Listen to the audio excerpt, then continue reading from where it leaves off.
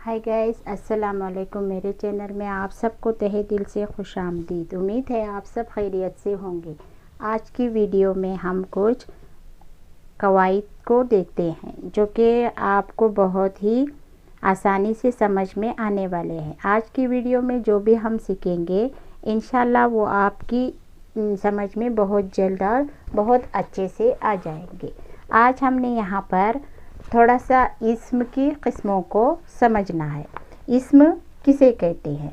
हम जो कुछ भी बोलते हैं वो लफ्ज़ होता है। हम जो कुछ भी बात करते हैं, अब भी मैं जो आपसे बात कर रही हूँ, जैसे बात भी एक लफ्ज़ ही होता है, यानी कि आपसे जो मैं मुखातिब हूँ तो लफ्ज़ के सहारे ही मैं आप लोगों से मुखातिब हूँ। हम जो कुछ बोलते हैं वो एक लफ्ज़ है। हर लफ्ज़ की कुछ न कुछ मानी होते हैं। जैसे मैं आपको कुछ अभी बता रही हूँ या समझा रही हूँ तो आपकी समझ में आ रहे हैं, उसके कुछ मानी है। यानी कि मैं आपको इस्म की किस्में उनके बारे में आज समझाने की कोशिश कर रही हूँ। यानी कि हम जो बोलते हैं वो एक एक लफ्ज़ होता है। इसके बिना हमारी आवाज़ नहीं निकलती। अगर लफ्ज़ नहीं होंगे तो हम बोलेंगे क्या, और हमारे मुँह से आवाज़ भी नहीं निकलेगी अगर लफ्ज़ न हो। तो लफ्ज़ मिलाकर ही हम बात करने की कोशिश करते हैं, तभी तो लफ्ज़ बनते हैं और तभी तो हमारे मुंह से आवाज़ भी निकलती है। अगर हमारे दिमाग में लफ्ज़ ही न बनते हो, यानी अल्फाज ही न बनते हो, तो हम मुंह से अपने बोल ही न पाएंगे। यानी बेमानी लफ्ज़ों की कोई अहमियत नहीं होती। यानी कि हमारे दिमाग में जो बात बनती है वो हमारे मुंह से अदा होती है, उसी को हम लफ्ज़ कहेंगे। कवाइद में सिर्फ बामानी लफ्ज़ों की बहस की जाती है। लफ्ज़ों की मुख्तलिफ़ किस्में होती है।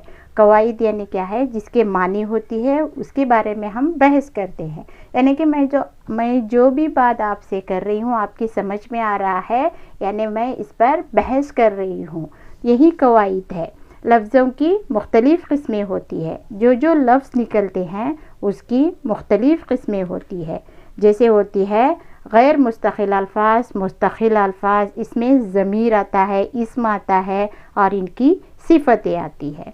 जैसे हम इस्म किसको कहेंगे? किसी जानदार या चीज़ के नाम को हम इस्म कहते हैं। इस्म के मानी है नाम। जैसे यहाँ पर देखिए इस्म की किस्में, मैंने यहाँ पर लिखा है इस्म की किस्में। इसमें है इसमें आम, इसमें ख़ास।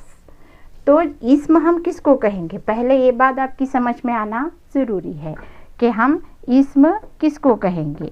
यही बात को आपको समझना ज़रूरी है। इस्म यानी किसी जानदार, बेजान भी हो सकती है और जान वाली भी हो सकती है, तो उसे हम कहेंगे इस्म। यानी किसी जानदार या चीज़ के नाम को हम इस्म कहते हैं। इस्म के मानी होते हैं नाम। जैसे अगर जानदार है तो लड़का या लड़की होगी। अगर वो बेजान है तो जैसे मेज़, कुर्सी वगैरह, ये भी एक नाम ही है ना। हम भी, उनका वजूद है तो उनका नाम ज़रूर होता है। तो जैसे मेज़, कुर्सी क्या होते हैं? बेजान होते हैं, लेकिन उनका एक नाम होता है। और लड़का लड़की जानदार होते हैं, जिनमें जान होती है, उनका भी नाम होता है ना। तो हम इसको कहेंगे इस्म। इस्म के किसी जानदार या चीज़ के नाम को इस्म कहते हैं। इस्म के माने है नाम। तो इस्म के माने हमें समझ में आ गए, यानी इस्म किसको कहते हैं। ये बात मैं सबसे पहले आपको समझा चुकी हूँ। इसके बाद है इस्म की किस्में।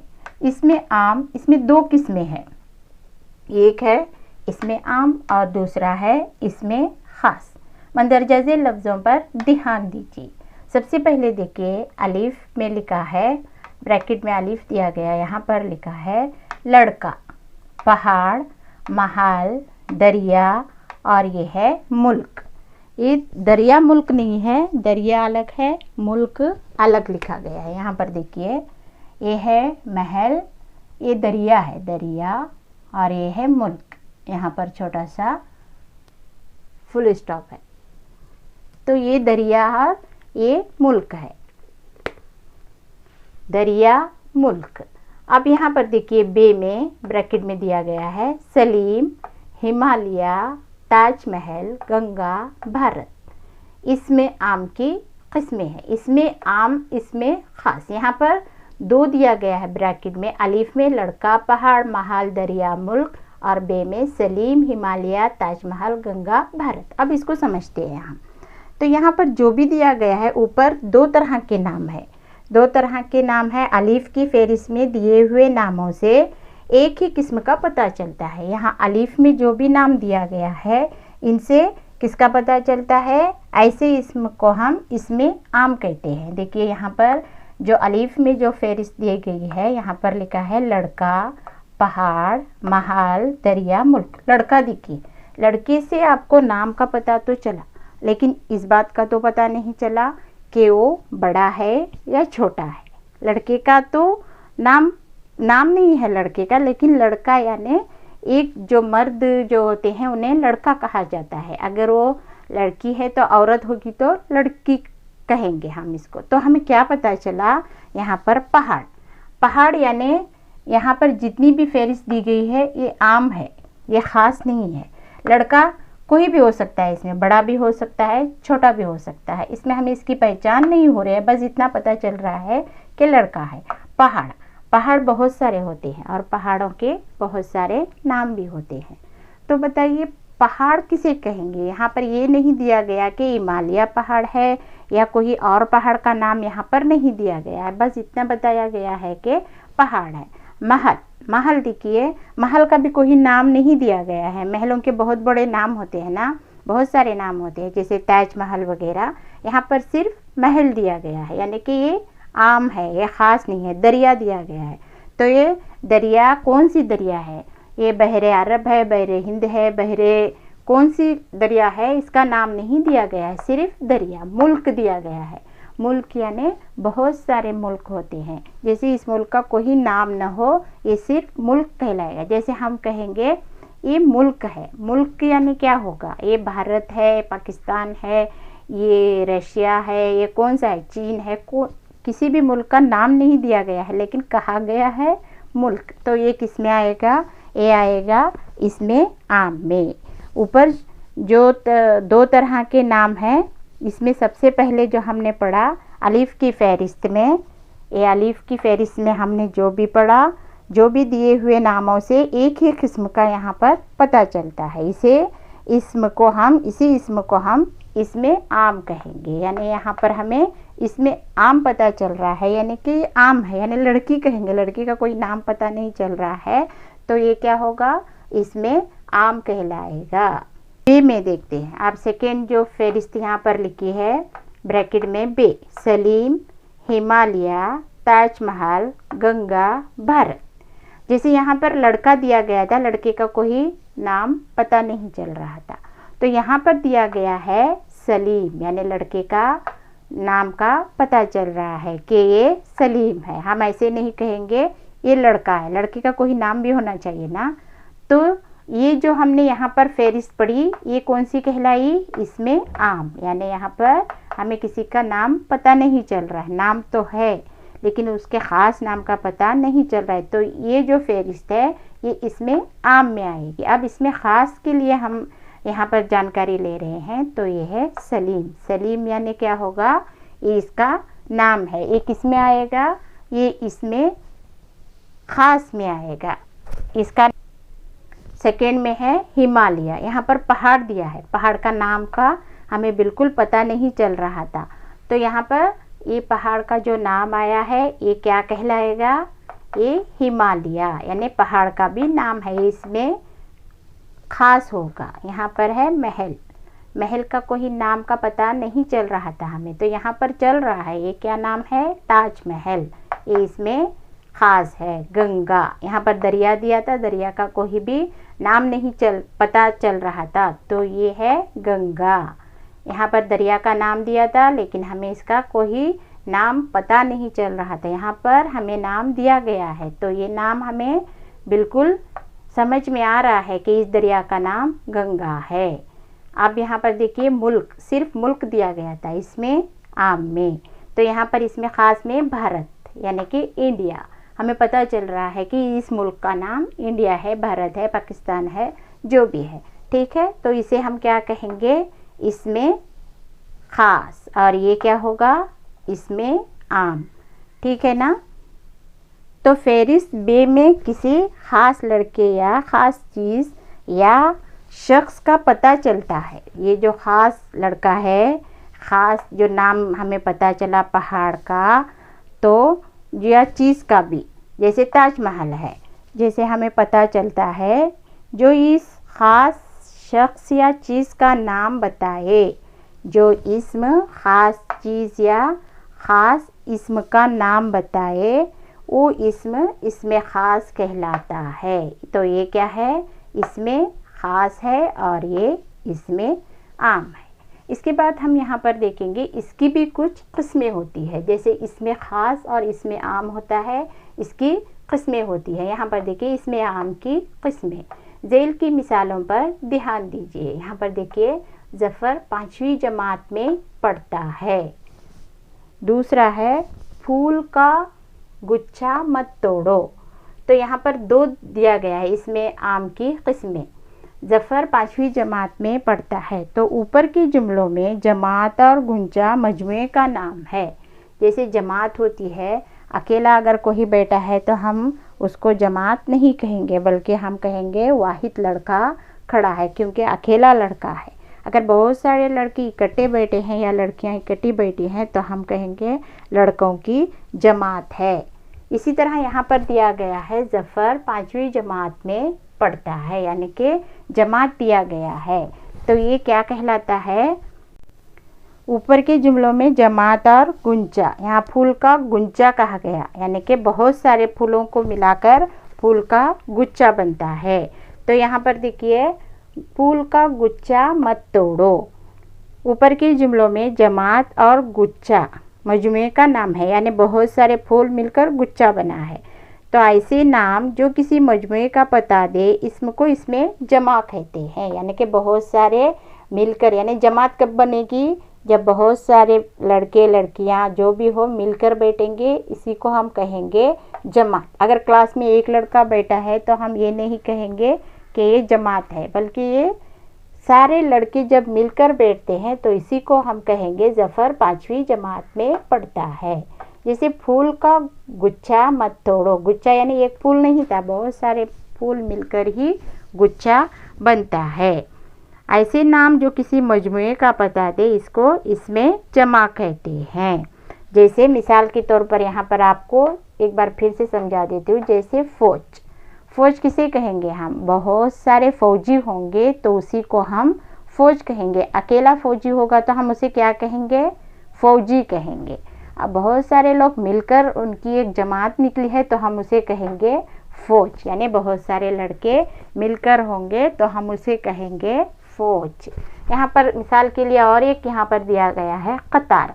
कतार कब बनती है, अकेला खड़ा है तो कतार बनती है नहीं ना, बहुत सारे लड़के एक के पीछे एक के पीछे एक के पीछे एक लड़के या लड़कियां खड़ी होती है तो उसी को हम क्या कहते हैं, कतार कहते हैं। जैसे यहाँ पर है झुंड। झुंड यानी क्या होते हैं, बहुत सारे जानवर जब एक साथ जमा होकर आते हैं तो कहा जाता है ना, जैसे शहरों का झुंड आया है, यानी कि लोमड़ी का झुंड है, जैसे कुत्तों का झुंड है, कहा जाता है ना। तो सब सारे मिलकर आते हैं तो झुंड कहा जाता है। अगर अकेला आता है तो हम यही कहेंगे कि शहर अकेला आया है, झुंड के साथ आया है, ये नहीं कहेंगे हम। जमात, जमात यानी बहुत सारे लड़के मिलकर जब बैठते हैं उसे कहेंगे हम जमात। ठीक है, ये बात समझ में आ गई आपके। इसमें आम की किस्मों में ये जो हमने अभी पढ़ा इसे कहेंगे हम इसमें जमा, यानी जब बहुत सारे साथ में मिलकर रहेंगे तो उसे कहा जाएगा इसमें जमा। इसकी एक किस्म होगी, यानी कि इसमें आम और इसमें ख़ास के बाद जो आएगा वो होगा इसमें जमा। अब उससे आगे हम पढ़ेंगे, इन जुमलों को पढ़िए। सलीम के सर में दर्द है, अकबर के दिल में हमदर्दी है। नेक्स्ट जो है इसको देखते हैं, इसे क्या कहते हैं। यानी ये जो हमने पढ़ा इसे हम कहेंगे इसमें जमा की मिसालें हैं। एक इसकी मिसालें हैं जो हमने पढ़ा, फ़ौज, कतार, झुंड, जमात वगैरह। इसे इस इसम को हम कहेंगे इसमें जमात, यानी इसमें जमा जो सब मिलकर बनेगा तो इसको हम कहेंगे इसमें जमा, इसमें जमा कहते हैं। यहाँ पर लिख देती हूँ, कहते हैं, इसमें जमा कहते हैं। किसको कहेंगे? फौज, कतार, झुंड, जमात वगैरह को। इसको मैंने आपको अच्छे से समझा दिया है। उम्मीद है आप लोगों की समझ में आ गया होगा। ये किसी तरह से हम देखते हैं ये सेकेंड वाला। इन जुमलों को पढ़िए। सलीम के सर में दर्द है, अकबर के दिल में हमदर्दी है। तो ये जुमला किस बात के तरफ इशारा करता है ये देखते हैं। सलीम और अकबर को हम देख सकते हैं, यानी सलीम जो लड़का होता है उसे हम देख सकते हैं। अकबर यानी लेकिन सर का दर्द और दिल की हमदर्दी देखी नहीं जा सकती। यानी सलीम को हम देख सकते हैं, इसका एक नाम है, एक लड़का है, इसे हम देख सकते हैं। अकबर का नाम भी है और एक लड़का भी है, इसको भी हम देख सकते हैं। लेकिन ये दोनों क्या बयां कर रहे हैं ये जुमले? सलीम के सर में दर्द है, अकबर के दिल में हमदर्दी है। ये जो वर्ड्स है हमदर्दी और ये दर्द, सर में दर्द है, तो ये दो चीज़ें हमें दिखाई नहीं देगी। जो सलीम और अकबर को हम देख सकते हैं लेकिन सर का दर्द और दिल की हमदर्दी देखी नहीं जा सकती, क्योंकि ऐसी चीज़ों की कोई शक्ल या सूरत नहीं होती। यानी ऐसी शक्ल की कोई सूरत होती है, आपने देखा है दर्द को, कहीं देखा है आपने, सुना है और इसको महसूस भी किया होगा, लेकिन इसे कभी देख नहीं सकते। चीज़ों की कोई शक्ल या सूरत नहीं होती। हम इसकी हालत ही समझ सकते हैं। यानी जब दर्द होता है तो हम सिर्फ महसूस कर सकते हैं और जो दर्द से तड़प रहा है उसको देख सकते हैं, लेकिन उसके अंदर के दर्द को नहीं देख सकते। हम देख सकते हैं, कभी आपने देखा है? नहीं ना। किसी चीज़ या शख्स की हालत, उसे हम क्या कहेंगे? अगर वो दर्द से तड़प रहा है तो उसे हम क्या कहेंगे? वो दर्द की हालत में है, यानी ये उसकी कैफियत है। यानी उसको जो उस पर जो दर्द जाहिर हो रहा है वो हमें दिख रहा है, तो ये क्या हो गई? उसकी कैफियत बन गई। कैफियत बताने वाले लफ्ज़ इसमें कैफियत कहलाते हैं, यानी कि उस पर गुजर रही है। जैसे उसको दर्द हो रहा है और जैसे वो खा रहा है तो मीठा लग रहा है उसके मुंह में, तो मिठास को महसूस कर सकता है, लेकिन मिठास को हम देख नहीं सकते। अगर कड़वापन है तो कड़वापन वो महसूस कर सकता है, लेकिन हम उसको देख नहीं सकते। अगर वो थक कर आया है तो उसकी थकान को हम देख सकते हैं, महसूस कर सकते हैं, उसको आँखों से देखकर पता चल जाता है हमें कि वो थका हुआ है, लेकिन उसकी थकान जो लफ्ज़ है उसको हम देख नहीं सकते। ठीक है, तो इन जुमलों को हम क्या कहेंगे? इसमें कैफियत, यानी सलीम के सर में दर्द है, अकबर के दिल में हमदर्दी है। ये जो है ये हमारी कैफियत है जो हम पर जाहिर हो रही है, जिसे हम महसूस कर रहे हैं, इसको हम क्या कहेंगे? इसमें कैफियत। जैसे मिसाल के तौर पर आप यहाँ पर थोड़ा देख लीजिए, यह है दर्द। दर्द को हम देख नहीं सकते। जैसे है मिठास, मिठास अगर हम कुछ मीठी चीज़ खा रहे हैं तो सिर्फ महसूस कर सकते हैं, इसको देख नहीं सकते। जैसे कड़वापन, कड़वापन को हम महसूस कर सकते हैं लेकिन इसको देख नहीं सकते। अगर कुछ कड़वा हो रहा है तो मुंह में से निकाल कर हम देखते हैं तो क्या हमें वो दिखता है कड़वा है? नहीं, सिर्फ हम उसको महसूस करके फेंक देते हैं अपने मुंह से निकाल के। इसी तरह थकान है, अगर थकान होती है तो जितने भी डॉक्टर के पास लेकर जाएं, जिसके पास भी हम लेकर जाएं, वो उसकी थकान को देख नहीं सकता बल्कि सिर्फ महसूस कर सकते हैं। तो इसको हम क्या कहेंगे? इसको कहेंगे इसमें जमा, जो अभी हमने इससे पहले पढ़ा, और इसको कहेंगे इसमें कैफियत। इसमें की देखो कितनी किस्में होती हैं। यहाँ पर हमने पढ़ा था इसमें आम, इसमें ख़ास, और ये है इसमें जमा, और ये है इसमें कैफियत। इसमें कैफियत,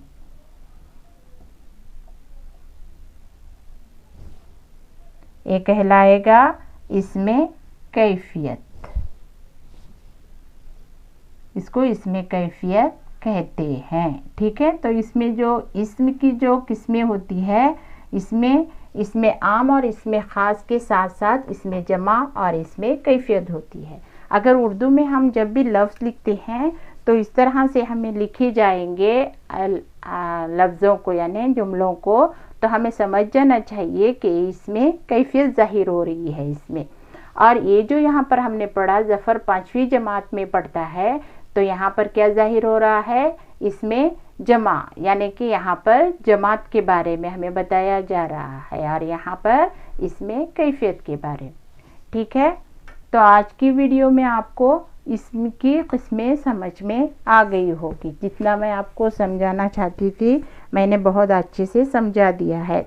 उम्मीद है आप सबको समझ में आ गया होगा। तो आज की वीडियो को हम यहीं पर एंड करेंगे। इंशाल्लाह नेक्स्ट वीडियो में हम फिर इसी के बारे में थोड़ी सी अच्छी सी जानकारी लेंगे। ठीक है, तो आज की वीडियो आपको कैसी लगी कमेंट्स करके ज़रूर बताना और इस वीडियो को लाइक शेयर और सब्सक्राइब ज़रूर करना। अपने जानने वालों में जिन जिन बच्चों को इनकी ज़रूरत होती है उनमें ज़रूर शेयर करना। ठीक है, तो आज के लिए बस इतना ही। इंशाल्लाह नेक्स्ट वीडियो में फिर मिलते हैं। तब तक के लिए दुआओं में याद रखिए।